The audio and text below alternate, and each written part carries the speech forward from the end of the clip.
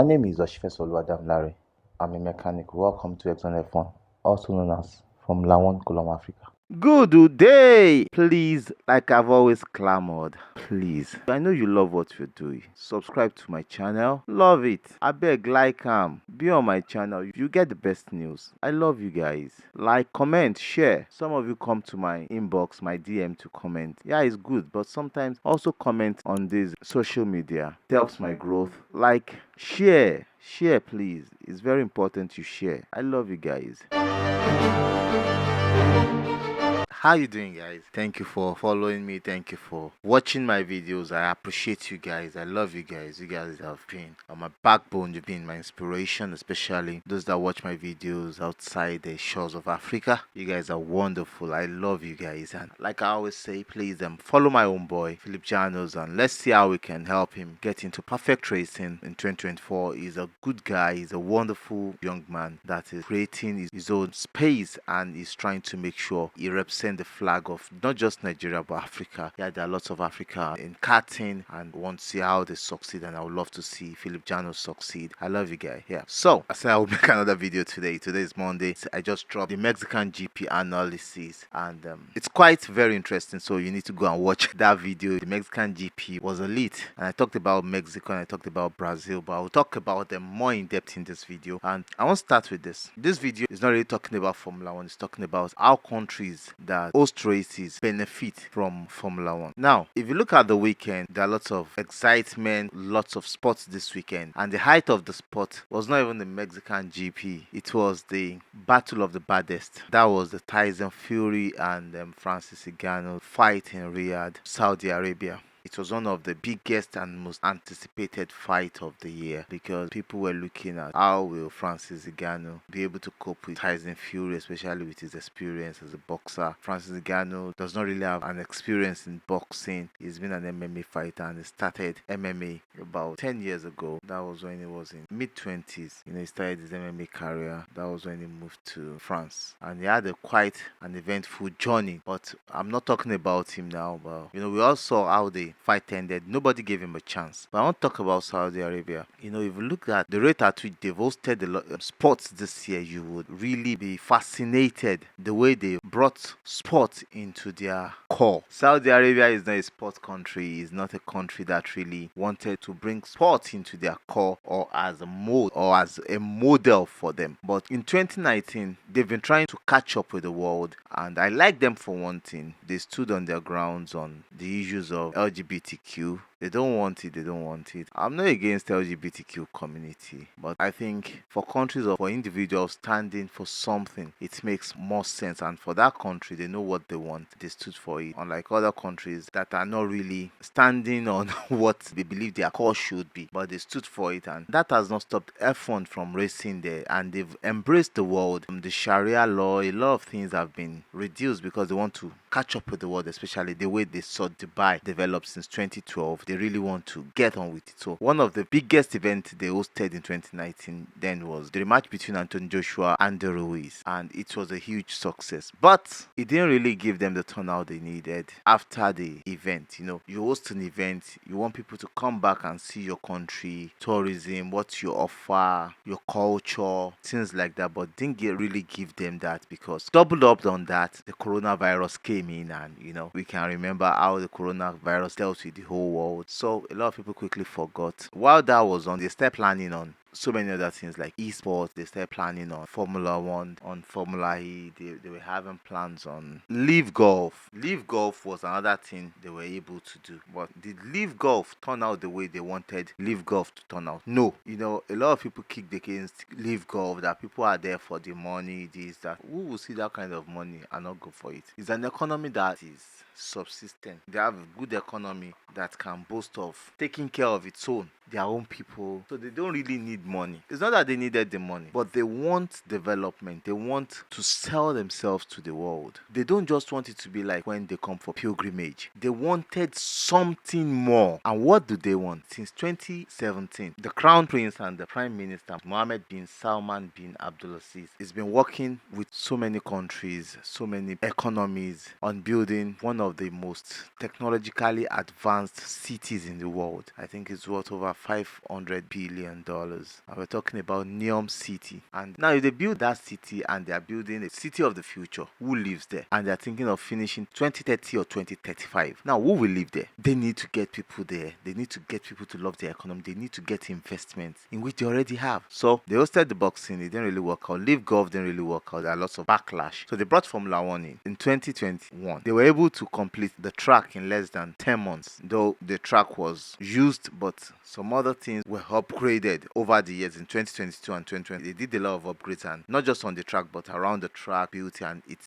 off the hook. Now, what am I saying? When Formula One came in, it was another source of development for them, and it brought a lot of investors. Formula One is the pinnacle of not just sports, because wherever it goes, billions follow. So a lot of billionaires came, they saw opportunities, and by 2022, Toyota had already started building its factory in Saudi Arabia. In short, by 2023, they launched their own Land Cruiser, Lexus for that area right there in Saudi Arabia. Hyundai is moving there. Even the Prime Minister, who is also the Crown Prince, had a test with Hyundai Kia CEO in one of the cars.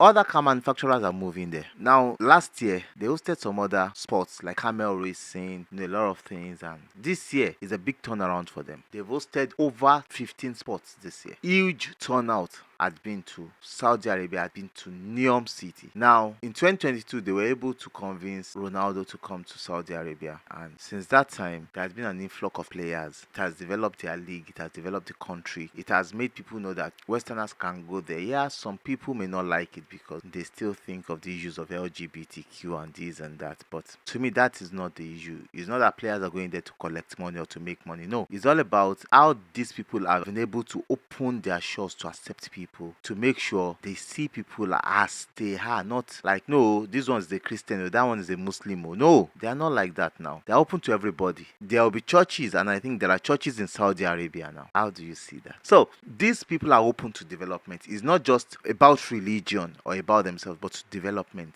They hosted the Battle of the Baddest, and there will be another fight December 23 if they don't postpone it. Another big fight, that is Fury Usyk, in which they've signed that they are hosting it. I'm sure Fury will want to go there and fight because the honor he gets there, the way they are being treated there, they love it. The way they treat people, the way they love them, they don't believe it. And that is what I think we need in Africa. We need something that will bring investors, that will bring people to us. We have tourism to sell. We have our economy to open to people, to bring money. We have everything that people can come and see. But we are hiding it. We have leaders that are so corrupt. We ourselves as followers, we are not open to change. That's one of the major challenges. And I said I'll talk about Mexico. Look at the Mexican GP. See the way they sold their culture. See the way they sell themselves out to people. Mexico is like a crime-torn country before, especially in the early 2000 to late 2010. If you want to go to Mexico, you need security. Even some normal people use bulletproof cars. That is how gangs and all these things are. But since Formula One moved there has been development.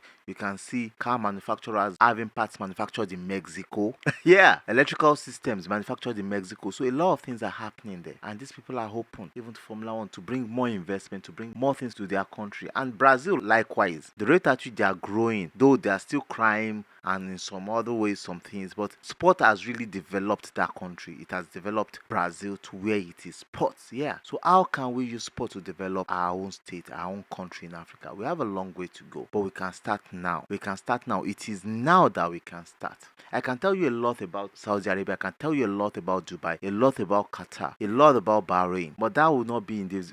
I'm just giving you an eye opener, something to ponder on in this video. But I think we have a lot to offer. We have a lot to do. If only we can start now. Both the leadership, the followers, we start now. We start doing the right thing. We start pushing ourselves to what would get us in the right place to succeed. And it starts now. God help us. And I believe we can get there. Especially in Nigeria, we can get there. To push the kind of economic integration, economic growth growth that we want now. We have to solve the insecurity problems and create more roads and repair roads. That is logistics. If we can sort that, I tell you, we will move forward. Because imagine having rail lines linking the whole Nigeria, and there's a race in Lagos, and there's a train. People can get a train from Lagos to Abeokuta, to Osun State, to Ondo State, to Edo State, to Jos Plateau, to Benue. You can imagine, to the north, to everywhere, and there's security. Do you know the kind of tourism we'll be selling? We'll be selling nothing less than, in each state, I'm talking about each state now, we'll be selling nothing less than $2 billion worth of tourism in each state. That is enough. That's per year to start with,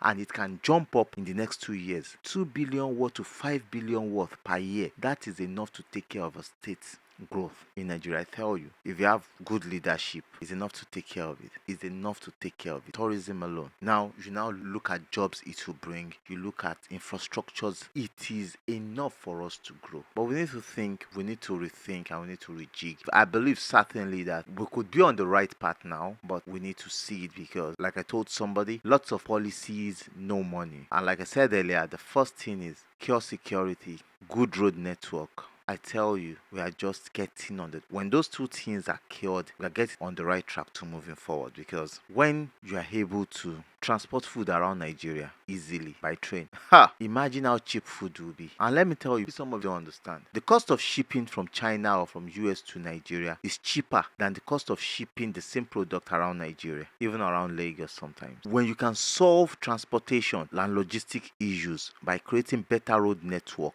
imagine how cheap food will be. Imagine how many people will go back to agric, because it's very easy to transport your food down abroad or to Lagos or to wherever you want to transport it. Even business will be easily done. Imagine a lot of people would leave Lagos and certainly live in Osun State, live in Ogun State, live in the local, and they will be developing, and they can come to Lagos and do their business through train every day and go back. Oh my God. Solve that situation and we are moving forward. But it's just an idea. But I believe when we key ourselves into these possibilities, we are going to move forward. And I want Nigeria to move forward, because I believe in this country. I believe we can do it. God help us in Nigeria. I love you guys. Thank you for listening to me. I love you guys. I love you guys. Keep watching my video. Keep streaming, especially abroad. I love you guys. Thank you. Thank you so much. I still remain Oshifes Oluwadamilare. I love you. Bye. Chee. Gibor gives you power. Gibor gives you control. Gibor gives you benefits. Are you an individual or business that uses fuel or gas? Use Gibor to find the best prices across all retail outlets in your city. For users and businesses that buy volumes, Gibor gives you access to credit. Gibor also gives you the ability to track your costs and monitor expenses per car or fleet. Need to improve your costs, enjoy incentives, or track expense? Gibor is the answer. Enjoy 5% discount on your first 5 purchases when you get your next fuel voucher from Gibor. Log on to www.gibor.co to enjoy this. Retail outlets wanted nationwide. I have a new friend in the house. We are in Nigeria here, West Africa. He provides internet for us. They provide the best internet around the mainland, and I know they are still moving to the highland, and they are moving all around Nigeria. But for you to get internet on the mainland, contact Firebrad Telecom Limited. They get you sorted out ASAP. The best cable internet on the mainland, fiber optic, they get sorted out. We talk much about them in the course of some of our videos, but contact them, they get sorted out. Teams Gadget is for those of you that cannot easily go to the market to get your phones, your laptops, your accessories. Just place a call through. His phone number is there. It gets you the best. It's your shop plug to get you the best phones, accessories, laptops, games, and other accessories for your computer gaming experience. Contact Teams Gadget and you get them for you.